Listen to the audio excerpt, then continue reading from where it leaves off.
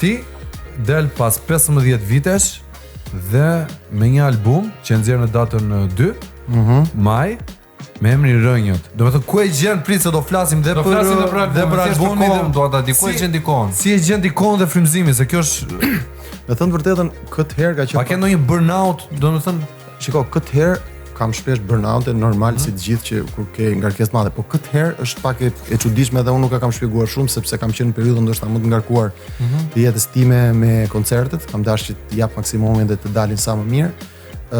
Bashkë me stafin tim, me Oltin, sidomos që është menaxheri. Jime drejturit. Olti më duket sikur ka të shkruajtur mbrapa kurrizit ata. Për shembull, kjo është në shumës. Po, ata, po normal, unë dhe Olti jemi ata shumë. Por realisht nuk e di se si ndodhi që në kohët të hapësirat midis unë kam shkruar dhe kam shkruar disa materiale që jam shumë krenar që i kam shkruar dhe janë që unë i kam dëgjuar. Ju i keni pak dëgjuar.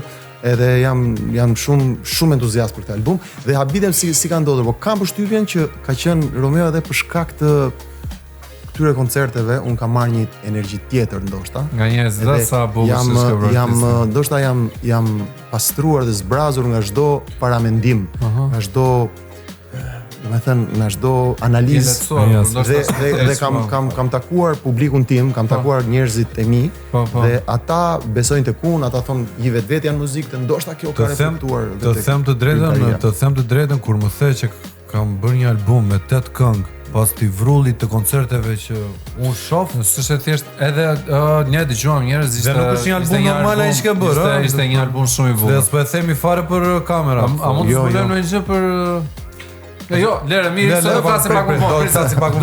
Do qëndrojmë me radhë më shejtan, se ka 3 vite pa dal ai. Ka 3 vite pa dal shejtani, nuk varet. Do të kaloj te pyetja e fundit. Edhe për mua ka marrë malli. Po, patjetër. Diskuto. Çoku dhe del në jetë. Jo, çoku dhe dal në jetë, po do nalis pak më drejt. Sigura ime. Pak a shumë. Jemi në rregull me. Po të na lësh ne. Po na lësh me ato Gaxhimiçi, si puna ti, si ka qenë komedia. Ky njëri natë truri. Po, vetëm për të gjëra na punon mendja. Qëndrojmë njerë tek pjesë e turit. 90.000 shqiptar thua ti. 90.000 shqiptar janë shumë. Janë shumë që do të thonë njëri ka ardhur 2 herë tash, nuk e di. Po pra, po nesër. Po më mendoj se ti seriozisht mund të futesh në politikë, sa mandate mund të marrësh ti me 90.000 shqiptarë dhe a do ishte ti një risk shumë i fortë për Ramën? 90.000? 90.000 sa mandate i bie. Po çfarë thua vllai, merr 82% të parlamentit. 90.000 reale. 90.000 merr goxha bro. Reale them unë ato që vjedhin këta burr.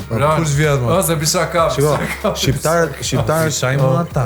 Domethënë dëgjuesit e mi janë paktën dëgjuesit e mi, shqiptarët përgjithësi janë kanë një inteligjencë të lindur, po dëgjuesit e mi janë shumë të hollë edhe njerëz edhe me një lloj bagazhi kulturor besoj, patjetër. Po patjetër. Edhe sa nuk e di, domethënë nuk e di, a do jepni votën siç blejmë biletën. Sa bukur kjo.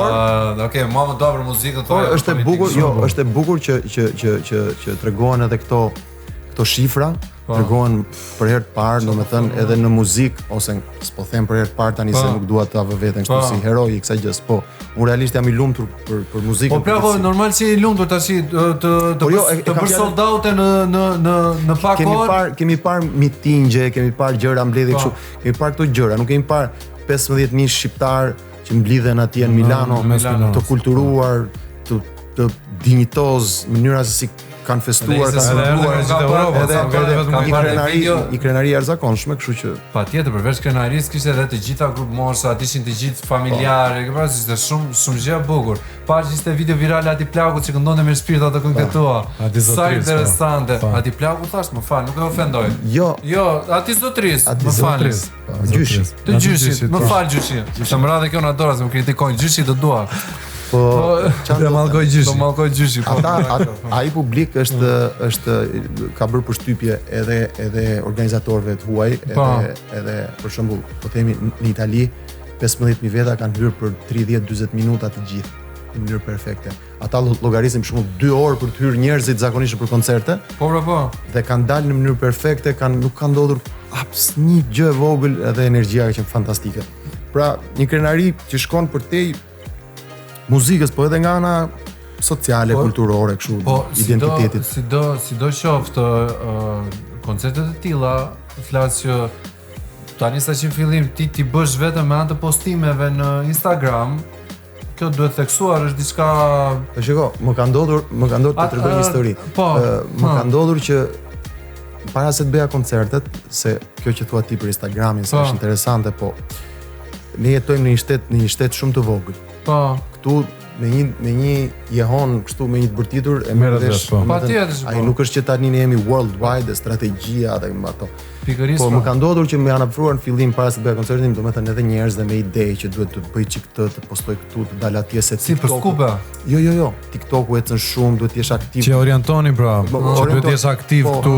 Atje këtu sepse tani ka ndryshuar kohët edhe duhet ta ashu dhe këtu, domethënë që të shis. Ato mi tregosh se kanë çfarë. Edhe, nejse, unë e kuptoj atë pjesë, e kuptoj që është rëndësishme, por nuk është rasti im ose rasti i një artisti që ka më shumë se 2 dekada që punon.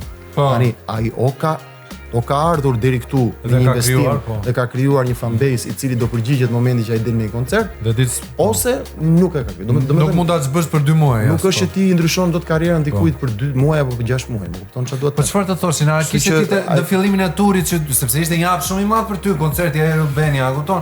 A kishe ti ndonjë lloj hezitimi ose kishe pasiguri tek vetja jote, sepse besoj se të gjithë artistët mund të kenë pak këto pasiguri dhe këta njerëzit çfarë të thoshin? E ke parasysh në përcep, kështu çfarë të thoshin, kupton? Jo, çka, momentin që i hyn stadiumi do të thotë që një hap e ke kaluar. Domethënë, që ti e morë si vendim vëlla. Është koha, e kupton? Patjetër që ke frikë, merak, kështu, nuk e di ku je, ndodhin këto akoma po na ndodhin, domethënë ne shkuam në Gjermani me frikën, domethënë në thonjza duke menduar për një sallë X mijë veta, diku tek 7-8.000 veta, dhe ajo po bëhet 2 net. Pra ti asnjëherë se di se si reagojnë njerëzit, se unë jemi nga të parët që po e bëjmë këtë gjë. Dhe nuk e di si do reagojnë në Angli.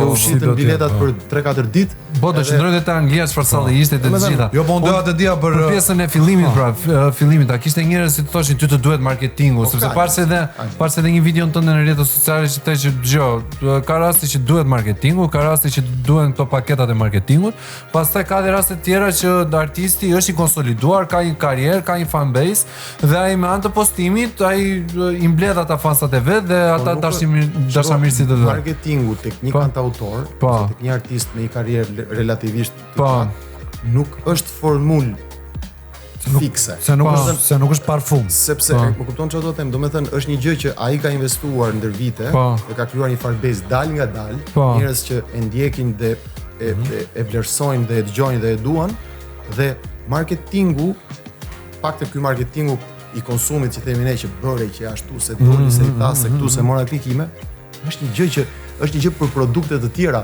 Jo që mund të marr parfum apo parfum, do të tregojmë, ta mbaroj se është e rëndësishme.